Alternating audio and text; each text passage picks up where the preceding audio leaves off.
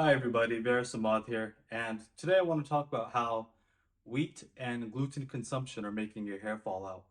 I have a lot of people emailing me regarding this idea because I wrote about it in my book Nutrition and Hair Loss, and I think it's something I should cover more often on this channel. So if you're interested in how wheat and gluten cause hair loss and the mechanism behind it, and how you can reverse it, well, stay tuned for the next 2 minutes and I'm going to explain that all to you.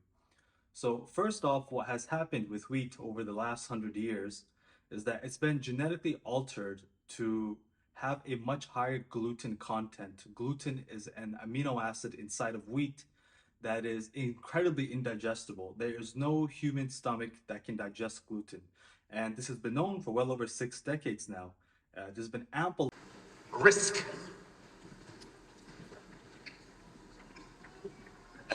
Did you know that every day you eat your bread, you are taking a risk?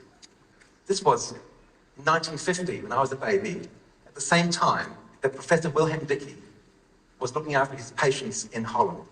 And he noticed that he heard from the mothers of his patients that wheat probably was causing these children harm. And he was the first person in the world to establish that gluten was the cause of what he said is celiac disease. And celiac disease is a condition where the gluten damages your bowel. And the beauty about this, gluten, when you eat it, doesn't get digested, can get through into your blood, and the immune system hates it. It's the enemy. And it makes an antibody against it. And the antibody's job is to click onto gluten and get rid of it. We did more research, and it turned out that other people in the world were similarly irritated like me. And they had shown that gluten affects the nerves. And I came up with the idea that most of the symptoms from gluten were actually nerve damage. And then other people began writing books. And last year, these 3 books came out: Toxic Staple, Wheat Belly, and Grain Brain, all showing that wheat and gluten harm everybody. Catherine Tilley got celiac disease whilst working in a bakery in a big flour mill, and she did some research showing that nobody can digest gluten. Gluten cannot be pulled apart in your body. Most proteins can be easily pulled apart in their individual component amino acids and reformed in your body as human protein. We just poop this out. Nobody can digest it. It's a waste of chewing. So essentially, what you have with this modern new wheat that was hybridized in the 20th century with the agricultural revolution, so-called green revolution, which introduced tractors and petrochemicals into farming, is that they created a wheat grain which has 10 times more gluten. And on top of that, they are spraying just an ungodly amount of pesticide and herbicide on the crop. And these pesticides and herbicides are designed to kill weeds, unwanted weeds which grow in the field, and they are also designed to kill insects and bugs on the field.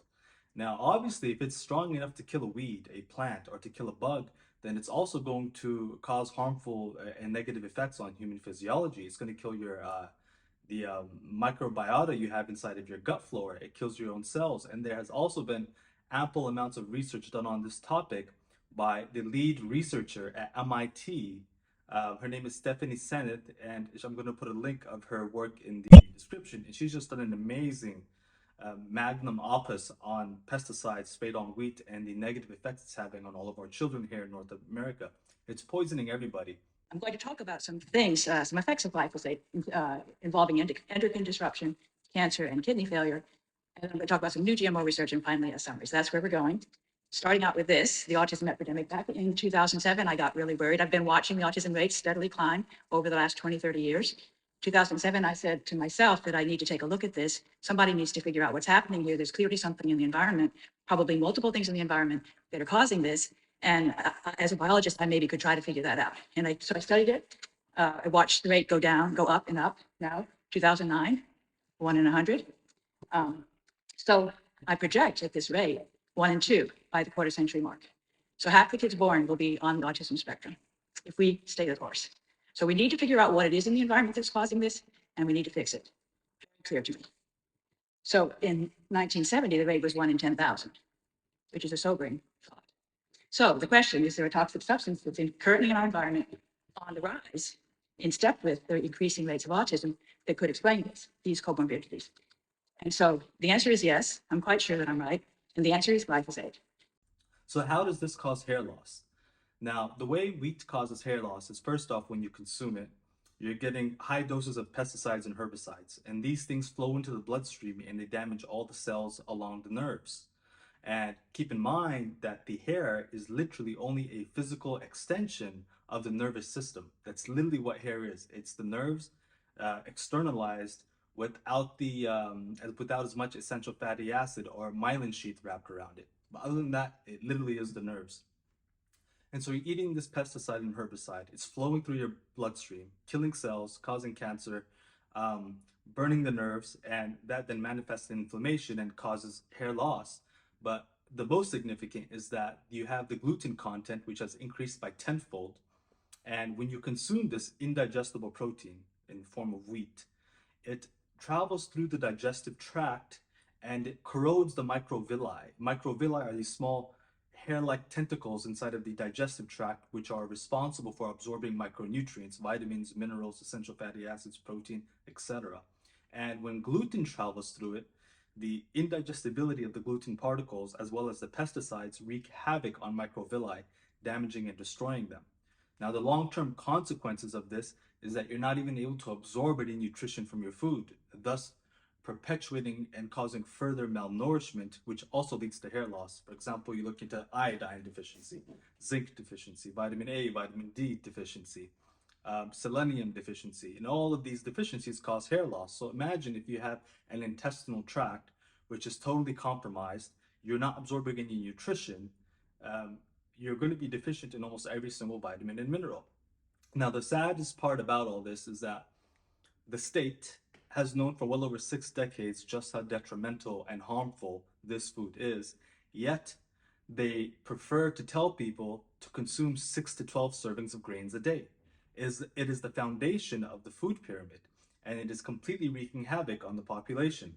Now, why are they doing this? Well, there's windfall corporate profits in developing a very sick, malnourished population, because it's not just hair loss that's caused by the consumption of wheat. It's almost every single novel autoimmune disorder that developed, it sprang up in the 20th century, of which there is no cure for. And this equates to windfall profits for the pharmaceutical corporations. It also amounts to windfall profits for the large petrochemical farms, because remember, this wheat is not being grown by John and Jane out in Wisconsin. I mean, it is maybe grown by them, but they are growing it on behalf of the petrochemical corporations. It's not an organic farm where they've got pigs and cattle and orchards.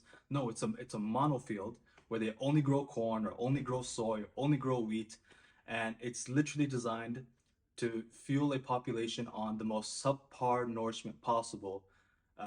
Just enough fuel to get them through the day, while at the same time giving them brain fog, fatigue, and all forms of autoimmune disorders. So if you want to reverse your hair loss, I think it's almost impossible to reverse it and stop it without halting the consumption of wheat.